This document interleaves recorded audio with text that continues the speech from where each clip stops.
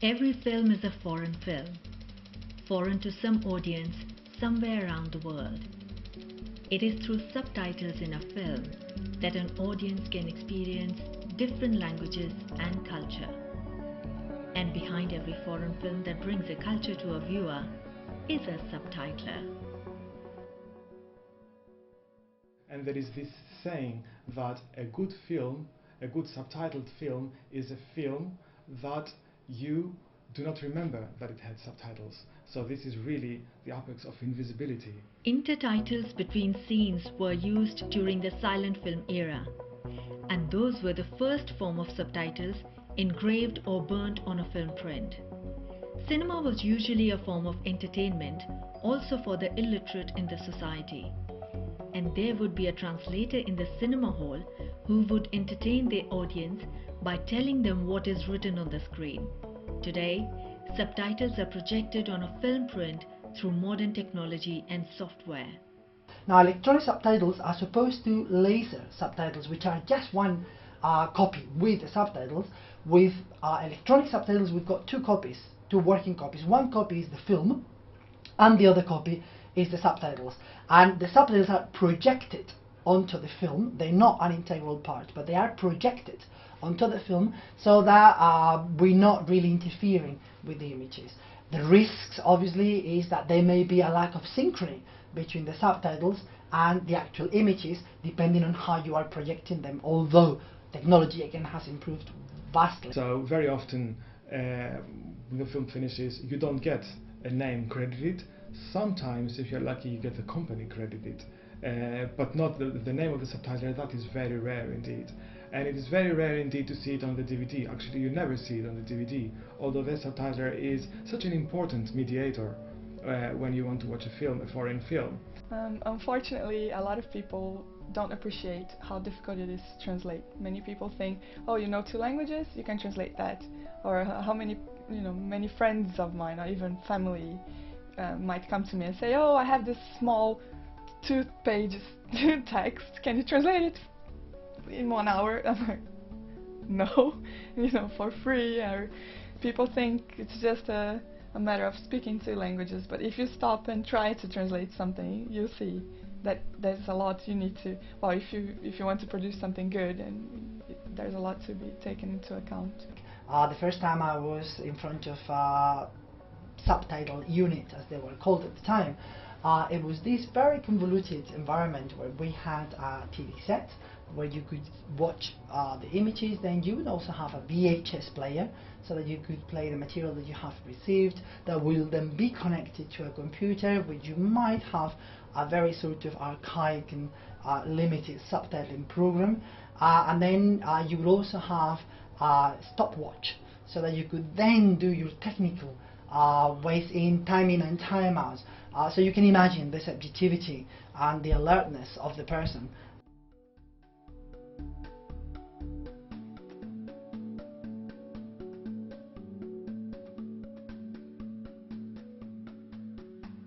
A very important technical aspect of subtitles is respecting shot changes. And shot changes are, in a film, you have, for example, you have a scene of, you have me talking here, and then it might be that they're going to cut the scene and go to the subtitle. It might even be that I'm still the one talking, but they're going to show a different scene, and you don't want the subtitles to go over that unless they stay for quite a while on the screen. Otherwise, it's just another information that needs to be processed by the brain very quickly. To be aware of when the subtitle needs to appear on screen and when it needs to disappear from the screen. It normally appears exactly when the voice of the actor starts being heard, starts being psychologically perceived. That's exactly when my subtitle should appear, as if it is answering the unconscious question, what is the actor saying? And then the subtitle comes immediately as the answer, this is what the actor is saying. And then it disappears, normally a bit after the utterance finishes. I was lucky enough to be put in contact with the director of the film, which is extremely rare, I would like to point out nowadays, because the way the industry works is usually that you have a subtitling company or production company, and they subcontract it to maybe another company, and so you're often at the end of a very long chain, and it would be completely unheard of to actually talk to the filmmaker.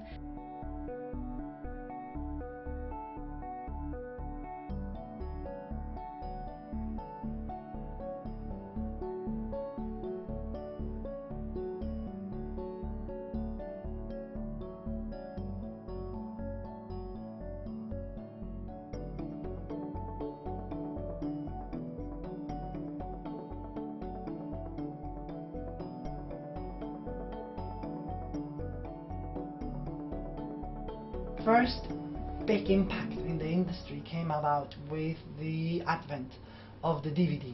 The DVD was a big change technically, but also in terms of distribution. For the first time ever, you could have in one single product, you could have the original, plus several languages, plus even if you wanted a dubbed version of that program as well.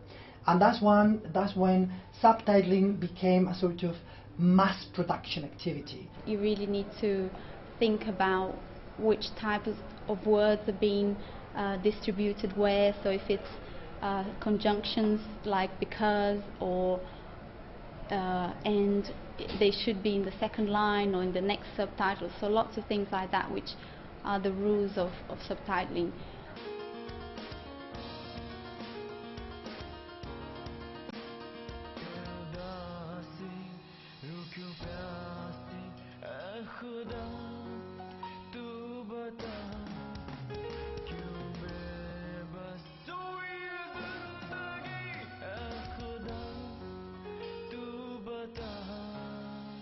In India, film songs are now screened with subtitles on national television channels. This step is taken by the government to eradicate illiteracy and to encourage people to read and enjoy their favorite music.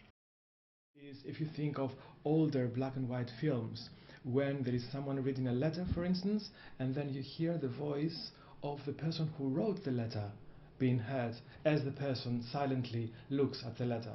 That has to be in italics as well, because it denotes that the voice is coming from elsewhere. Pas faire. C'est quoi ça pour une réponse à la con, hein? Qu'est-ce que tu veux que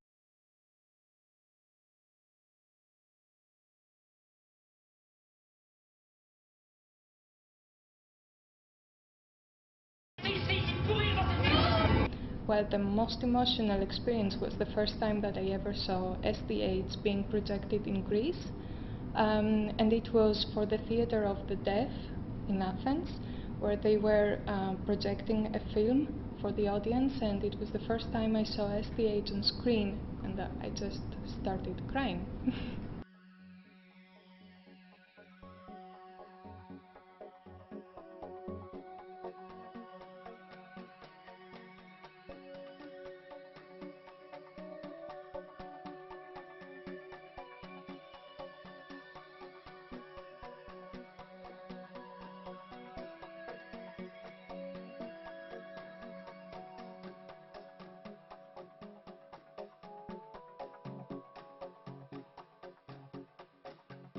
So if you think of how much money and how much energy goes into the making of a film, months of work, a lot of money from the script, the sets, everything, actors, in order to make an audiovisual material. And if you think that all of this effort, all of this sensitivity into very fine points, into fine-tuning the film so that you're happy with the final result, all this can be destroyed from a bad day of subtitling, for instance. That is a very important thing to bear in mind. Jokes, humor, this is really difficult to translate because sometimes the joke just won't work in your language. So you either need to create a new joke out of the joke, which sometimes is impossible, or just miss the joke completely and just subtitle without the joke. And many people who understand the language, so say if it's English, they will understand the joke and know that the subtitle doesn't have the joke and get quite annoyed, but it's just very difficult. In Brazil, the audience can complain to authorities if they notice bad subtitling in a film. To compensate that subtitling error, the authorities usually send a complimentary DVD to the one who has made the complaint. In China, sexual references in the film would be written in the form of subtitles, but with references to food. For example, if there is a dialogue, "Stop touching my butt," it would be translated as "Stop touching my tofu." It's very rarely that one would see the name of the subtitler at the end of a film. If you buy a DVD, you probably would never find out who was the subtitler or the translator of that film, whereas in other areas, for instance literature, it has improved dramatically, and many translators will have their name, if not on the front page, very close and very prominently advertised. An audience can't enjoy a film that is foreign to them.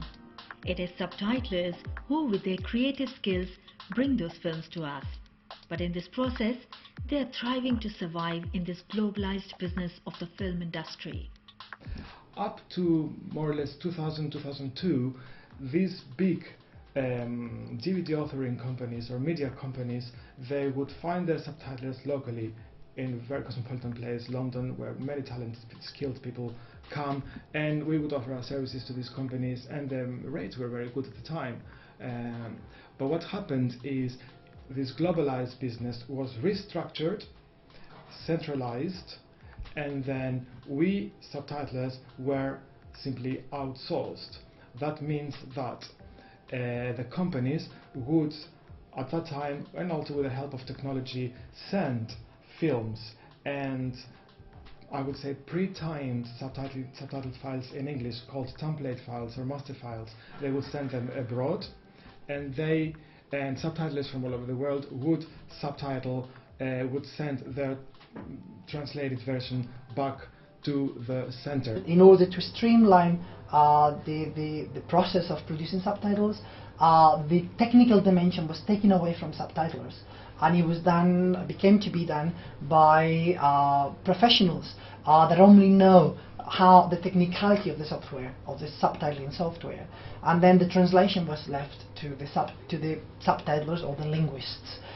Breaking the job in such a way, many people were very upset because they would much prefer to work the whole thing from the very beginning to the end themselves, doing the technical dimension and also the linguistic dimension. But once the technical dimension is taken away from the translator, the industry had an excuse to lower rates and claim that they weren't doing as much work as they were doing, and then the rates needed to be a bit lower.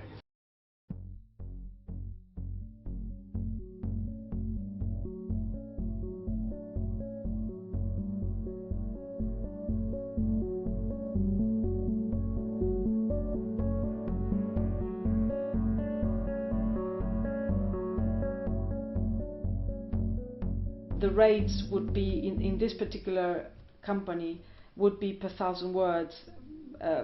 In my particular language combination, they were paying £90 per 1,000 words, which was a very good rate. Eventually this rate became as low as £50 per 1,000 words, and after that even worse, when the rates were done by minute, per minute program, it was the equivalent of 30 or 25 pounds per 1,000 words, really. So you can see how much the cuts affected people and their professions. Unfortunately, many of the production companies or distributors, they don't really care about that stage. They just want something cheap and quick. So even though they spent 2 years, 3 years producing a film, they want the translator to do it in 2 days. So they don't want to give any information about the film. They might have, for example, a glossary for the actors to know, if it's a war film, for example, there might be words from the time they were using, and they might. They could pass this on to the translator to help. I'm sure they did a lot of studies to create all of that for the film. But what they do is they just give the film to a company, and they want it done in 3 days, in 2 days. So it's really difficult.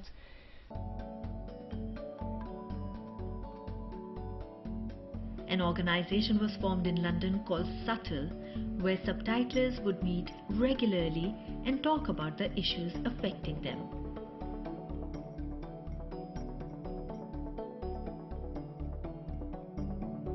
You know, the quality of our work is being lost.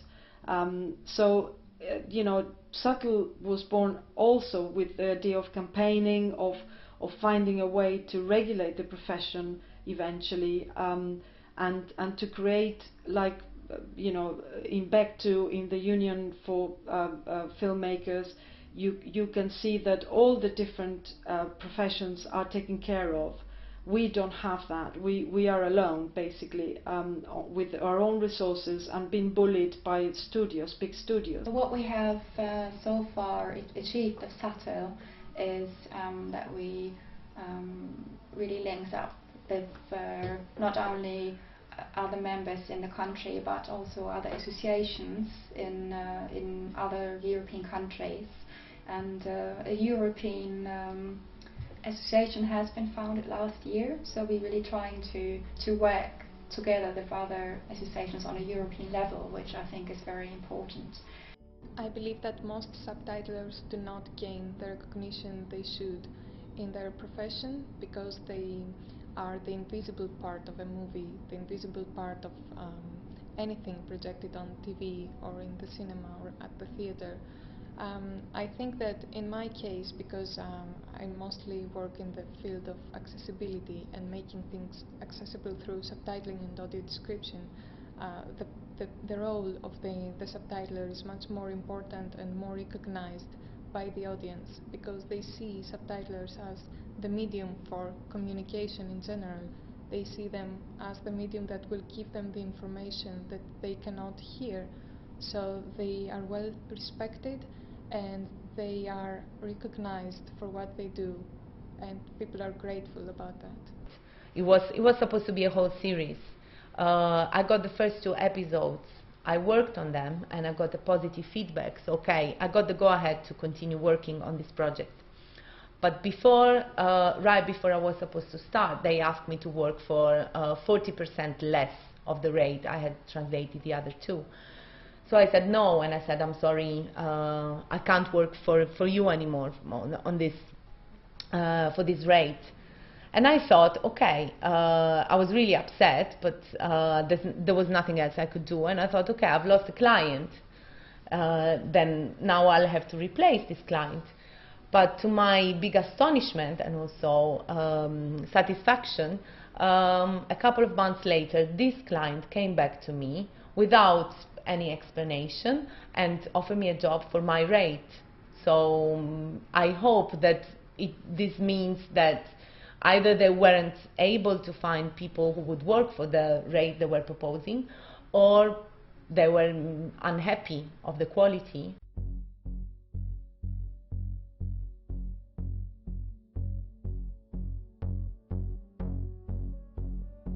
Subtitling companies offer European subtitlers to go to places like Indonesia or India, so low-pay countries, to work there for a year or 2 for the local fees, which is incredible, but it is really happening. And the sad thing is that there are always people who maybe start into the profession who are ready to do that, and this is a big issue in the industry.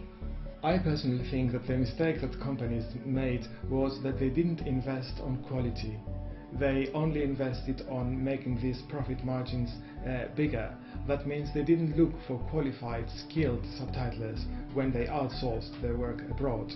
They looked for people who would simply charge lower rates, and that really had an impact on quality. I know this as someone who proofreads work that comes from outsourced translations back to me, and obviously there are a lot of mistakes. Because now we've also seen a move to have a lot of subtitling being done in other countries, particularly in places like Bangalore in India, where there's a emergent trend of having companies dealing with subtitling into all sorts of languages, not just Indian languages, but any language from the world. These are, remember, multinationals, and they are delocating there to drive costs low and to to still carry on producing the service that they've been doing so far.